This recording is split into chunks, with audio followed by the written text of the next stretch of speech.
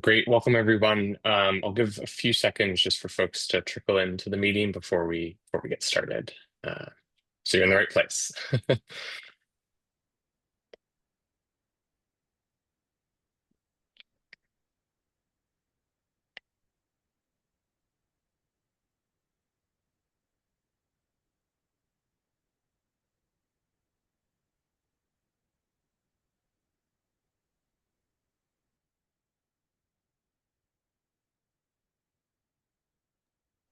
Okay, great. Well, let's get started. Good afternoon, everyone, or good just afternoon, I suppose. I'm Matt Ryan. Welcome to today's Research America Alliance discussion. I'd like to thank all of you for joining us on Zoom and for your partnership in the Research America Alliance. Um, just to start off with some housekeeping, if your organization is not a member of the Research America Alliance, I hope you'll reach out to Kristen Furlong, who's our Senior Director of Membership and Development, whose email is in the chat for more information about joining. During the session, as the discussion progresses today, feel free to type your questions either into the Q&A box or into the chat, and we'll get to as many as possible during the Q&A portion of today's discussion. It's my pleasure, it's all of our pleasure, to introduce our guest speaker, Dr. Cook, who is the Executive Director of the Patient-Centered Outcomes Research Institute, or PCORI.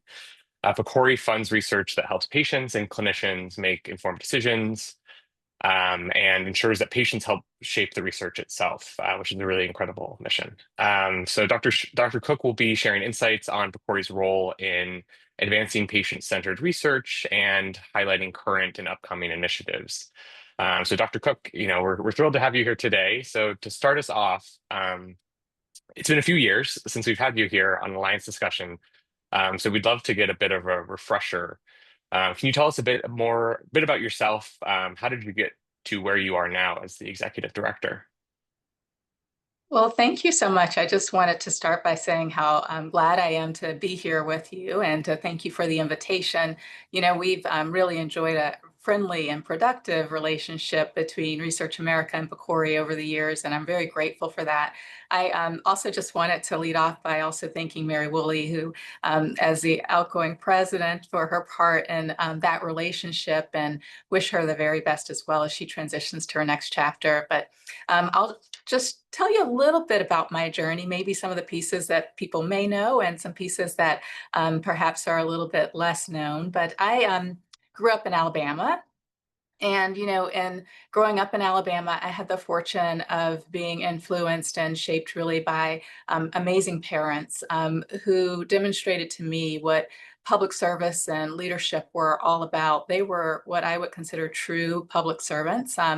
My mother served many years in a community college in a community that she grew up in, and retired from that institution after spending many years dedicated to working on education as a way that could uplift her community. And my father was a judge in Alabama and went through several cycles of election in the state of Alabama, and really dedicated his life to thinking about how to better the communities and the individuals around him. And so I was someone that always wanted to go into medicine, but in that context was very much influenced by thinking about medicine from the standpoint of service and how I might serve patients and others. And the Alabama is, as many of you know, right in the middle of the stroke belt. And so I was also really motivated in terms of thinking about how to deal with the issues in our community and the differential outcomes that were really witnessed in that community as compared to others in the country. And so I went on to college and medical school with that context in mind. And I think had the fortune of meeting several amazing mentors along the way who really fueled my desire to be a leader in health and helped me to see research as a pathway partnered with clinical care that could really shape a career path for myself. And I was in Boston at the time, training in internal medicine, cardiology, health policy, health services research, and doing one of those extended training opportunities when I really started to take that step back and think about how was I going to knit all this together and make the difference that I really wanted to make in health and health research. And I had an opportunity to go to the NIH from Boston down to this area. And I spent many years at the NIH where I was able to bring my passion together about health outcomes, health policy, and clinical practice, and learned about leading in a large research funding environment and what it really takes to think about those national scale and scope research agendas. And ultimately, after 12 years of service at the NIH, I was attracted by PCORI because it has such a unique mission and shared values with me in terms of bringing all the parties to the table to address, through research, some of the most vexing health questions in our country. And I've now been at PCORI about 5 years, and you may have heard me say, or others may have heard me say, that it feels like coming to PCORI was like coming home because it brought so many pieces of myself together.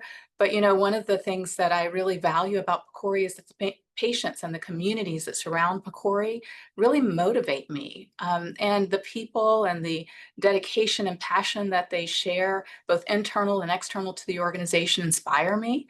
And the mission really is what grounds me. And so I feel very fortunate to be where I am and to have this opportunity to work in service in a way that I think was exemplified to me by my parents from those early days. Yeah, wow. And that's all I can really say. That's really an incredible trajectory, and certainly personally inspiring. I think all of us are here because we care about the exact things that you're talking about here, especially, first and foremost, the patients. So thanks for sharing all of that. Kind of maybe zooming out a little bit, could you provide us then a bit of a summary of the type of work that PCORI is focusing on, and help us get a sense of kind of the scope of work there? Well, I'd be delighted to because of the passion I share for this organization.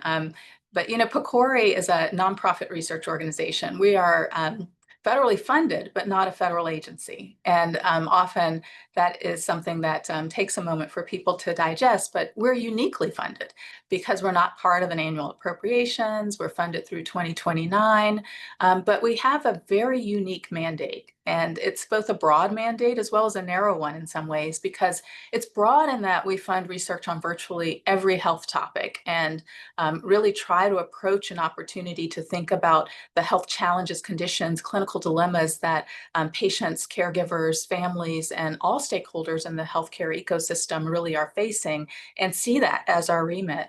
But it's narrow in that we really fund research that is a specific type of research, which we can talk about, comparative clinical effectiveness research, and research on interventions that are already out there in the marketplace and have some degree of efficacy already proven about them, about those interventions or strategies. But I mentioned that our bread and butter is comparative clinical effectiveness research, or what you may hear of more readily as CER. And we take that opportunity to think about CER as really understanding the benefits as well as the potential harms of any established or broadly used treatments or clinical interventions or even healthcare approaches that'll help provide evidence to patients and other healthcare decision makers so that they can use it to make better informed health and healthcare decisions about which option may meet their individual needs or their preferences. So CER is really in that post-market research phase, and it's further along the spectrum than some may think about in terms of the discovery research that even NIH and others fund. And we also think of ourselves as being unique in that we really have an emphasis on promoting the uptake of evidence, not just the generation of it, but also the uptake of it, because the studies that we fund really won't make a difference if they're not in the hands of the individuals that need to make the decisions about the clinical dilemma that they're facing. And so we want to make sure that we're making results freely available for all the completed studies, as well as fund specific projects to help disseminate and implement the evidence from PCORI funded studies. I would be remiss if I didn't comment on one of the I think, most central elements of PCORI's work, and that is our strong commitment to patient engagement and patient-centeredness. And part of what I was talking about in terms of what drove me to PCORI and that feeling of feeling like as a clinician, I'm home, because we really expect that patients and other stakeholders are going to be involved in PCORI's funded research all the way through the research process, from helping us identify the research questions to the dissemination of research results. And we are committed to continually engaging with the broad range of stakeholders through things like convenings or other ways that we try to seek input on our funding and the goals of our work. And we also fund something that many don't know about, which is research infrastructure. And we specifically have at the kind of the forefront of that work, PCORNet, which you may have heard of, which is a national network of clinical research networks that provides access to standardized data from over 47 million patients across the country, as well as to the type of research and engagement expertise that we've developed within that network over time. And so we seek to build that capacity for CER by using something like PCORNet, but as well as by building capacity in communities and with patients through things like engagement awards to help them to be very engaged in the process, as I described earlier. So there are so many things about PCORI that I think are very complex, but knit together in a way that makes our funding of patient-centered CER really relevant to those that we're trying to have the studies benefit. That's fantastic. Thanks for giving that the comprehensive overview. It's really helpful to understand how all these pieces come together. It's something that we're all thinking about, given PCORI's kind of unique funding structure, is that it was authorized 15 years ago, which is quite the milestone. And we'd love to hear a bit about the accomplishments over these last 15 years. What has really kind of moved the needle for patient-centered research at PCORI? Well, I'm glad you asked that question because we feel like the 15 years has been fast and furious. Yeah. And in many ways, some would say that we're a nascent organization, but yet we feel we have had an opportunity to accomplish a great deal in 15 years. And, our authorizing law was really farsighted, I think, in terms of requiring us to do a few things really well, which is, establishing a very high level of methodological rigor for the type of CER that we fund, as well as making sure that we're engaging with patients and the public in all of our work. And, I think that at a very high level, those are two of our great accomplishments in terms of being able to achieve those things.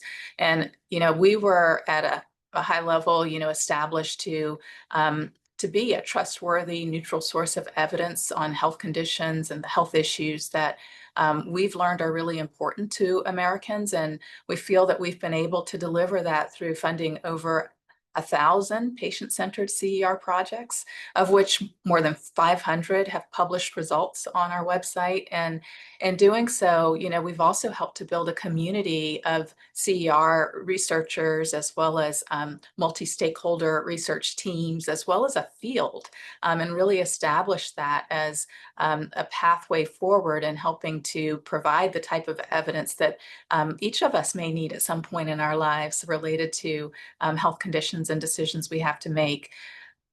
Another significant accomplishment, I think, relates to that second point that was really farsighted in the authorizing law for PCORI, and that was around engaging patients and the public in our work. And we've been really widely credited with driving the broader U.S. clinical research ecosystem and enterprise to become more patient-centered.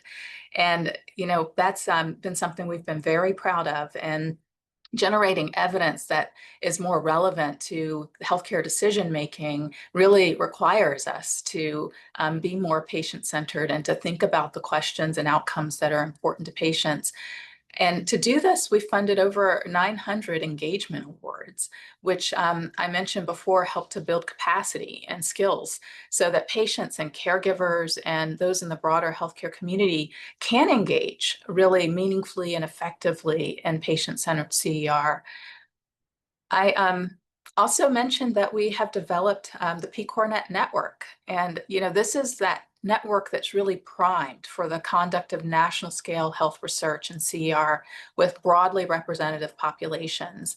And the work to do that over the time period of this authorization and reauthorization has been really phenomenal, to see how much it has matured and the capacity it has to really take those questions and generate answers at a very large scale. Now, all of these ways that we've been working, I think, have really culminated in us building a different kind of health research ecosystem, one that's more patient-centered, that's more representative and more inclusive. And I'd be happy to give you an example if that would be helpful in terms of the way we see this really operating. Yeah, that was going to be my exact next question is what if you could drill down like a real world example of a PCORI project. I mean, there's clearly many many to choose from, which is wonderful. But one that has really translated into improved outcomes and specifically how that's benefiting communities and patients across the country. Yeah. I may take this opportunity to tell you about a couple of them because, as you Please, said, yeah. it's hard to choose. But one that I'm really excited about is, and one that I think exemplifies a number of things about PCORI. And so it's a study that actually is focused on palliative care and palliative care in Mm, Parkinson's disease. And we funded a study that compared a team-based palliative care program plus usual care, with usual care alone in patients with Parkinson's disease. And we know that Parkinson's disease is a neurodegenerative condition that affects millions of people in the United States. And so, again, an area that really had some compelling clinical questions, but palliative care was not really used as much in this disorder as there were opportunities for. And so the study was really designed to assess some of the major non-motor symptoms that patients with mm, Parkinson's disease have, such as fatigue and depression and pain. And these aren't often addressed in Parkinson's treatment, but also things like quality of life, emotional and spiritual well-being, and support for caregivers. And we know that the burden on caregivers in this disorder is pretty significant. And this yeah. is exactly the type of opportunity that PCORI's type of approach could really address. And so essentially, the team found that patients' mood mattered and that emotional and spiritual support was really important to them. And patients felt better when they were supported by a team that addressed all of their needs. And so Mm, I just wanted to highlight the kinds of outcomes that were included in that study were the types of patient-centered outcomes that PCORI funded studies often focus on. And this study also, I think, provides an example of the type of work that we fund to not just generate the evidence, but move that evidence across the finish line into the hands of those that need it, because we then funded some dissemination and implementation work related to this study. So this research team actually received one of PCORI's implementation awards, and it funded the integration of this palliative care model in 33 of the 34 medical centers that are designated as centers of excellence by the Parkinson's Foundation. And wow. yeah, I think really impressive to think about that scale, right, of taking a single study to now the majority of these centers of excellence that treat patients with Parkinson's disease. And the medical centers themselves adapted the program to incorporate some of those core aspects of palliative care in a way that worked for them. So Right. nearly 45,000 patients with Parkinson's disease received palliative care during the project, and that's about 70% of the patients that received care at those centers during the time of the project. And one of the Wow. surveys that was conducted during this project showed that 95% of individuals reported either being completely or very satisfied with the quality of care they received. And that's what we want patients to feel when they interact with the medical system, right? They found also that there were some significant changes in the way that clinicians were documenting the way that they were assessing patients, including things like spiritual and emotional wellness and issues and care partner needs and advanced care planning in their documentation. And Mm, we're recognizing through a lot of the work that we do, and I think this example shows, is that patients are people with very complex needs who live in a real world with families and caregivers. And it's really important that the research actually consider patients as whole people and really address the totality of the issues they may be facing. So that's just one example.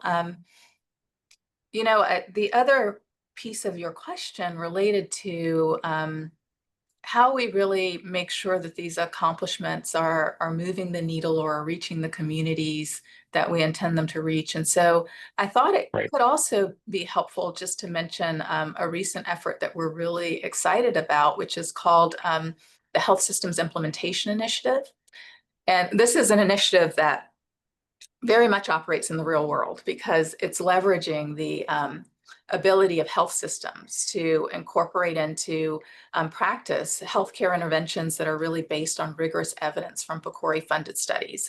And this is on a large scale in a broad array of different healthcare settings. That there are over 42 health systems in this initiative across 41 states plus the District of Columbia, a number of primary care locations, thousands of them, in fact. And so we're really relying on the health systems themselves who have that deep understanding of their delivery care pathways and the communities they serve to be in that position of supporting sustainable uptake of the evidence-based practice in ways that would enhance that care delivery and improve health outcomes for those they serve.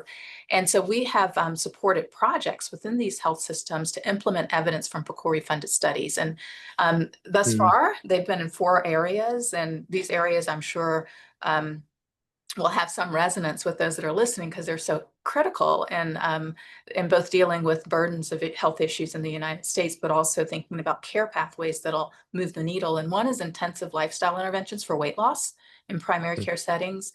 Another is appropriate antibiotic prescribing for children with upper respiratory infections. And a third is around improving control of hypertension in adults. And the fourth is around electronic reporting of outcomes during cancer treatment. And all 4 of those areas have had robust clinical comparative effectiveness studies with outcomes that tell us a lot about how we could scale up the implementation in health systems. And, collectively, these types of projects are having tremendous impact because there are now more than 40 different implementation projects in these areas across 3,700 sites in more than 30 states. And we think that these Wow. projects have the opportunity to enhance the lives of nearly 2 million people. And we're just gearing up. I mean, we have more that are in the pipeline and ready to go. And so we're looking forward to an upcoming call where we'll increase the number of projects related to cancer care and hypertension, as well as a project that'll be focused on telepsychiatry in terms of Mm. collaborative models of care for individuals with complex psychiatric disorders.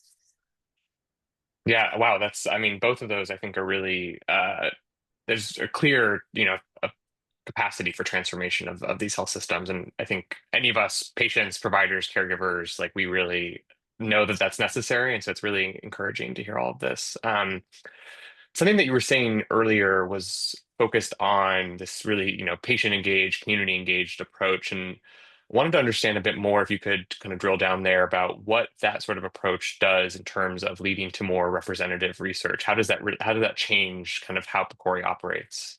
Hmm.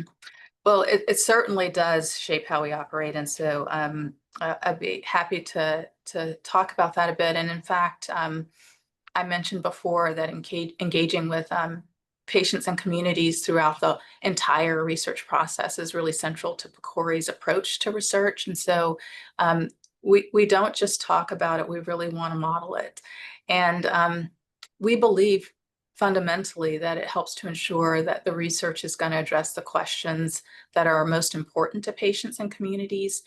But what we've noticed and also learned from the years of doing this at PCORI is that patient and community engagement also helps with recruitment of sites and participants to support more representative patient populations for studies. In a way, it helps to bridge that gap between the research enterprise and the patients and communities that the research is really designed to benefit.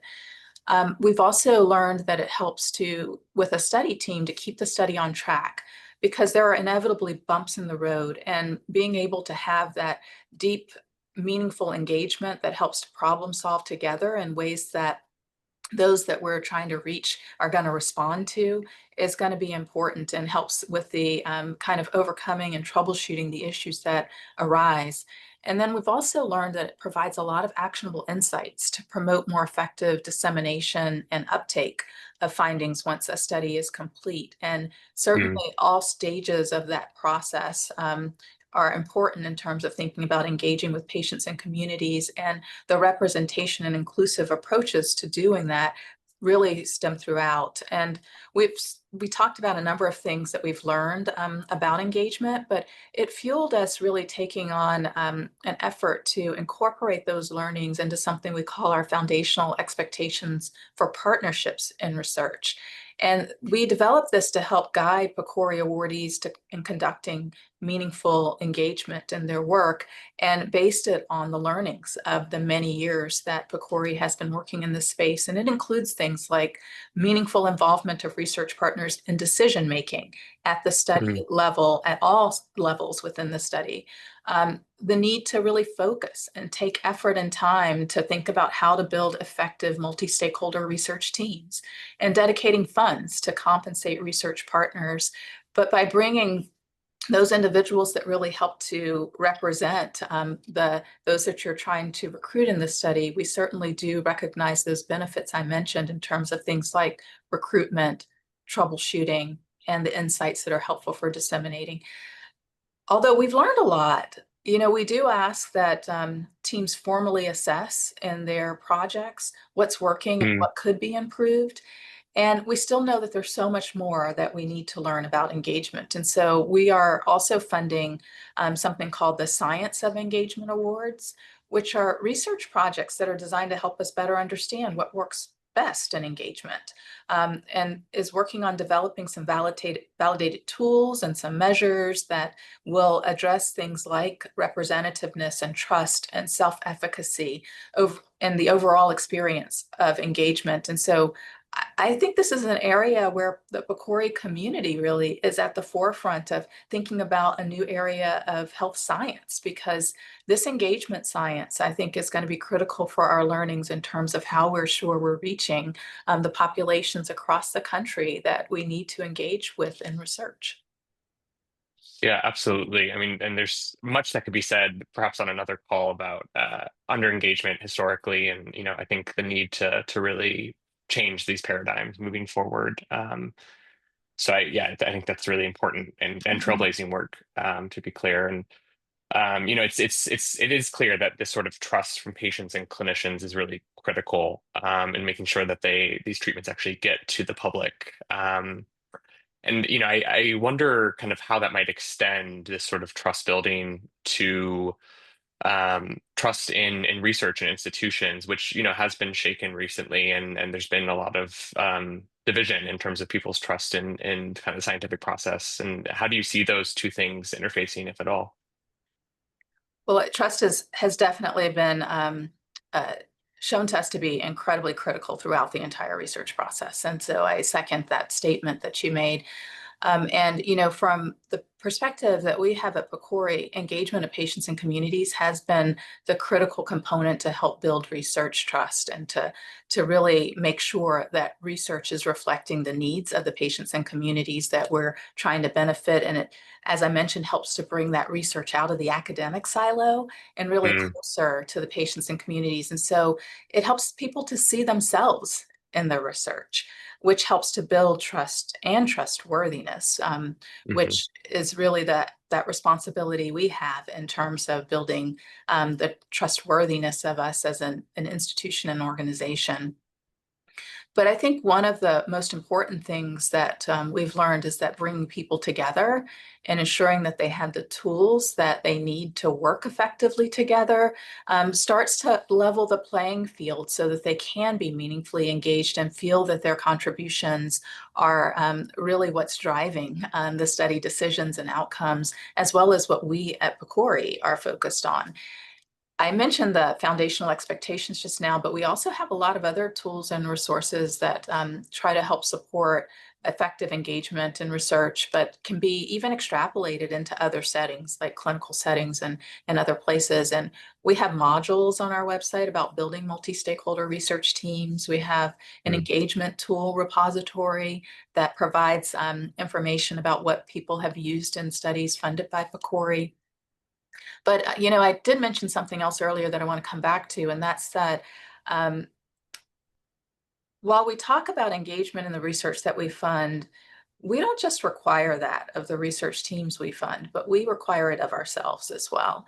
And Mm. modeling that type of engagement, I think, is part of what we hope helps build trust and trustworthiness about PCORI and its processes.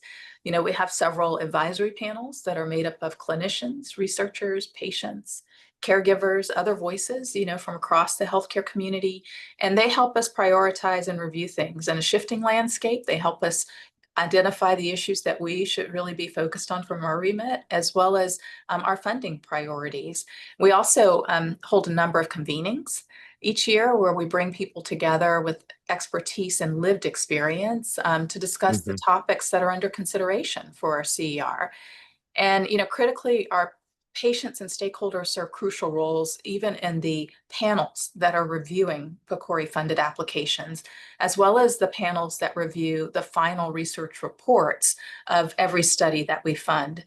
And so, really from the front end to the back end, we're trying to aiming to really model that engagement and the engagement principles and the practices that we expect of all of our applicants and awardees as well, recognizing that we need to build and maintain that trust and become trustworthy, not just at the study level, but also at that institute level.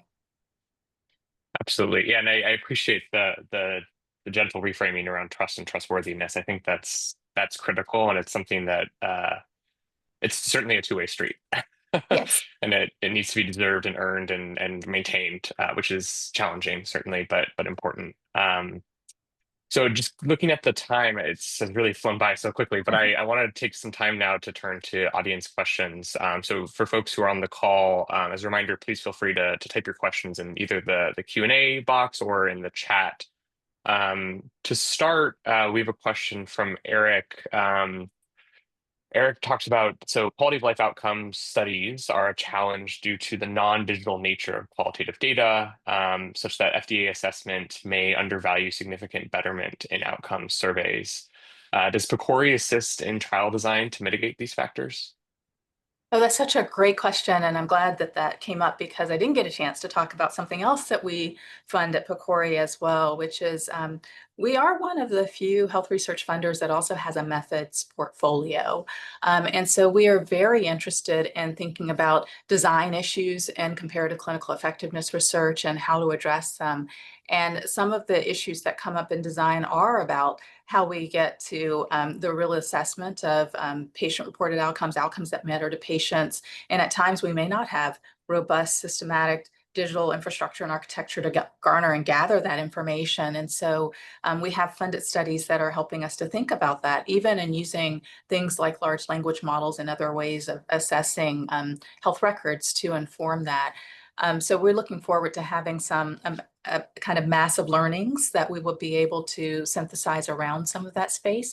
And then maybe the only other thing I'll mention is that PCORNet has been a very interesting place for not just the kind of collaboration that happens across research networks, but it's actually a federated model and distributed model of institutions and health systems that have found a common data model to really respond to queries and other types of things to address questions in research. And it's actually one of those places where we also have had some experimentation about how we can get to those kinds of outcomes that may not necessarily always be easily assessed in digital ways in order to find ways that we can utilize a network like that to really support a larger amass of the kind of information that would be helpful for these types of studies. So I would encourage that if you're not familiar with PCORNet, talking with their front door may actually open an opportunity to think about some of these questions more deeply. Yeah, absolutely. That's super helpful. And Eric, I hope that speaks to your question there. We have another question, and I hope I'm pronouncing this correctly. Soni Dodani, who's a professor of clinical medicine, founding director of the Center for Health Research at UIC at the Peoria campus, who sends their thanks to you and to the wonderful work of PCORI. So, given the kind of the plethora of work that's being done in CER and implementation dissemination. Um, Sony asks, what do you think the impact has been for moving the needle at the national level? So, for example, palliative care implementation project that has now been implemented in 33 of the 34 centers of excellence that you mentioned. What is your impression that this has what impact has this made objectively on a national scale that maybe kind of lay folks, the general public, can also see? Yeah, it's such a great question. From our kind of mandate, one of the things that we're focused on is thinking about how we implement the evidence from PCORI funded studies, but we were also recognizing there may be opportunities for us to understand that kind of synthesis of the work that we've been doing and the broader scale impact of that work. And so we do track those sorts of things, such as, how PCORI funded evidence is being picked up in clinical decision support tools, how it's being picked up in terms of clinical practice guidelines. And we're at the phase of PCORI's existence, really, that we have that kind of massive CER that is moving into dissemination and implementation projects where we're starting to see those types of things happen that really do, I think, tell the story about how we're getting toward those longer term goals of at that national level, really making healthcare more evidence-based, efficient, and effective based on the types of things we've been studying. I'll just also just mention a couple of other things, which is that, we think really unique in that we focus on making sure all of the findings from PCORI funded studies are available to the public. And Mm, publication processes can vary in terms of whether or not everything is available from what's been funded. But at PCORI, we do that through abstracts on our website, both professional and lay language versions. We have extensive final research reports from every project that's equivalent to multiple, really, journal articles. And we make sure that where possible, we're encouraging study findings to be published in peer-reviewed journals, and we're really ahead of the curve as a research funder in terms of seeing that almost all study findings from PCORI-funded studies are being published. And so, we see the dissemination and implementation opportunities as both that, what we can do as an institute, as well as the types of things we can fund. And that's the example of the palliative care project that I mentioned, where we're trying to increase awareness and understanding of the research findings. We're motivating their use, promoting implementation through systems that can help with that type of incorporation into care. And then also scaling up in terms of thinking about larger health systems initiatives that really start to really mm. uh, bring in large numbers of systems across the U.S. And I think ultimately that's when we start to see these other national scale movements in terms of practice guidelines and uptake in the way that I was describing earlier. Yeah, absolutely. We're getting a lot of really great questions in the chat, so I'll try to filter through on some kind of poignant ones. I was struck by Lynette Surlow's question, which reads, "How can an advocate of a patient population get involved with PCORI?" Lynette is the founder of Generation O, which is a national organization for opioid exposed children. I'm so appreciative for that question because we are so grateful for the number of people involved in PCORI's work. We can't do our work without the passionate individuals that surround us and communities that surround us. And so if you're interested, I encourage you to stay in touch and engage with us. Please make sure that you're getting our newsletters, our inputs, and we'll post a link in the chat about how you can get engaged with us. But there are other ways too. You can serve on an advisory panel. You can serve as a PCORI ambassador. You can serve on a merit review or peer review panel. We have opportunities for service for those of you with methods background on our methodology committee. We also convene a number of convenings across the course of the year in order to really hear what's on the community's minds. And so attending convenings is another opportunity. And then recommending topics for engagement awards or for any of our evidence synthesis or primary research opportunities. Listening is in our DNA. And so we want to be active listeners. And so we're trying to create the forums and opportunities for people to engage so we can hear and flexibly adapt to the needs that are on the horizon. And so I believe that we can provide you with a number of those opportunities to be involved. And thank you to my colleague who's already put a link in on engaging with PCORI. And there's maybe a similar question from Kate, but a slightly different flavor, which is how do small organizations, specifically in the rare disease space, engage with the CER kind of engagement award?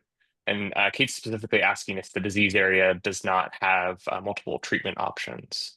Yeah, it's one of the areas of focus for us over the many years at PCORI has been rare diseases. And in fact, we have an advisory panel that's focused on rare diseases. And so that is another way to think about engaging with us specifically on an advisory panel there. We do have engagement awards that are sometimes focused on a small community organization. So there are special calls that we have in that space. And so I would encourage you to also reach out and talk to us about engagement award opportunities. That's where the opportunity to build capacity, think about the research agenda that may be important in this space really comes to the fore. But something we've learned over the time period we've worked in the space of rare diseases is that there's a common thread of not feeling that there are often a lot of efficacious interventions that are ready for the effectiveness research that we fund. And in working with our advisory panel, we've actually identified that there are, though, sometimes threads of common symptoms and other types Mm, of outcomes that may be important where we can find efficacious interventions to think about for CER. And we've also worked with our PCORNet, the research network, to think about how we deal with some of the issues of sample size to address some of mm. the challenges of rare disease research. And so I would say that this is an area we're constantly learning, and we want to make sure we're continuing to hear what the issues are so that we can continue to really support the needs. And so invite you as well to reach out to us because there may be opportunities that we can hear how we can do more and do that better through even engaging with you. Yeah, that's wonderful to hear. Just personally speaking, my mother has a rare disease, and so it always is heartening to hear these kind of careful considerations of these challenges of Mhm. rigor, and then also people need support and care. So I think just the probably the last question that we have time for will be from Alan, who asks kind of very simply, how does PCORI collaborate with NIH supported research programs? Oh, that's a wonderful question. And in fact, one of the things that we have as part of our um, structure, I'll say, at PCORI that facilitates that kind of engagement and collaboration is that we have a multi-stakeholder governing board that includes the director of the NIH or designee and an AHRQ director or designee. And so it fosters that collaboration. And in fact, some of the areas that we often can see collaboration is that the PCORNet network that I mentioned is a network as a research infrastructure that's meant to help support CER, but also other health research. And we have seen that NIH-funded research has utilized PCORNet Mm, and in many ways over the years. And so it's a network that really is available to address the priorities and issues that other funders may see as well. And then maybe the last thing I'll say is that there have been opportunities where we've funded something in CER, but there may be a question that NIH was also considering to fund and have been able to collaborate in terms of adding an aim to a project or thinking about how we do a joint initiative in some spaces where we've had joint initiatives on things such as a project related to falls in the elderly. And so mm, there are many ways that we see ourselves as a collaborative entity with other research funders and try to find those intersections intersections and synergies to make sure that we still are, supporting some of the prime questions and the ways that we support it, but also if others can find that it's facilitative for their mission and outcomes, how we help with that. Yeah, that's wonderful to hear, and certainly there's many intersecting priorities that are across the research enterprise, and so it's wonderful to understand better how PCORI kind of locks into that collaboratively. Unfortunately for us all, it looks like that's all the time we have for today. But just wanted to thank you again, Dr. Cook, for coming and for giving such an incredible kind of overview and in-depth look into the work of PCORI. And thank you also to the audience for all your wonderful questions and your participation. Some really important themes were brought up, and I only regret we didn't have more time to ask all the questions. But before folks go, if you are a Research America Alliance member, please do join us next Wednesday on November 19th at noon Eastern. We will have a guest speaker, Lindsay Garcia from KDCR Partners, who is going to help chat with us to how we navigate what's next after the government shutdown, and there will be plenty of time for questions and answers then. So if you're an Alliance member, please email Jacqueline Lagoy. Her email is in the chat for the Zoom registration link. And we look forward to seeing you all again soon. So have a great afternoon, everyone. Take care. Thank you so much. It was a privilege to be here. Thank you. Bye-bye, everyone.